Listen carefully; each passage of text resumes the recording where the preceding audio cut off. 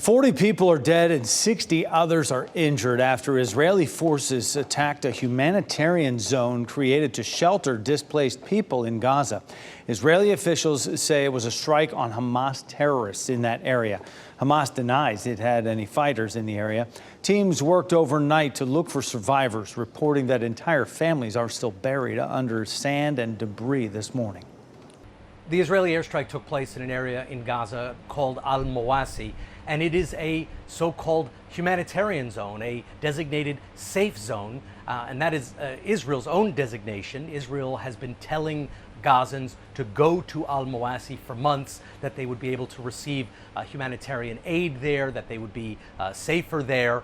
And many have been following those instructions. Very difficult living even before this strike. People are living in tents. Now it is extraordinarily hot.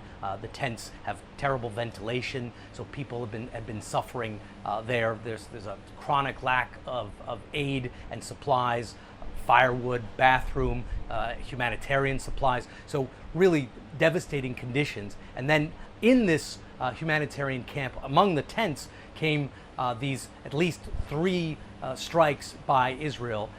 There are 3 giant craters now in the ground, which is very sandy, and they are extraordinarily deep. Witnesses talk about each crater being about 20 feet deep.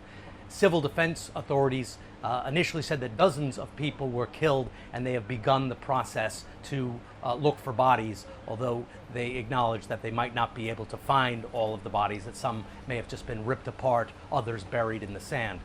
The Israeli military says that it did in fact carry out this strike, but that it was targeting a Hamas command and control center, and that several militants were there at the time.